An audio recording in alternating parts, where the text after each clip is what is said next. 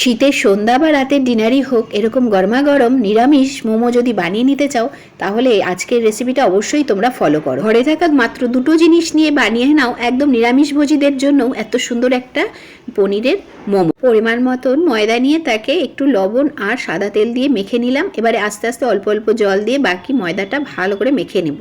নিয়ে আধ ঘন্টার জন্য লেচি কেটে রেখে দেবো একটু সাদা তেল মাখিয়ে, যাতে একটা আরেকটার গায়ে না লেগে যায়।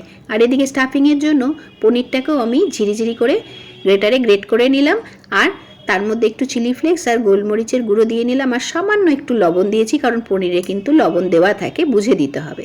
এবারে লেচিগুলো নিয়ে নিলাম আধ ঘন্টা পর, আর এক এক করে বেলে নিলাম লেচিগুলো। তারপরেই সেখানে আমি স্টাফিং ভরে যে কোনো শেপের মোমো রেডি করে নিলাম। আর পুরো রাইস কুকারে 15 মিনিটের জন্য স্টিম করে নিলাম। আমার গরমা গরম 15 মিনিট পর রেডি পুরো মোমো।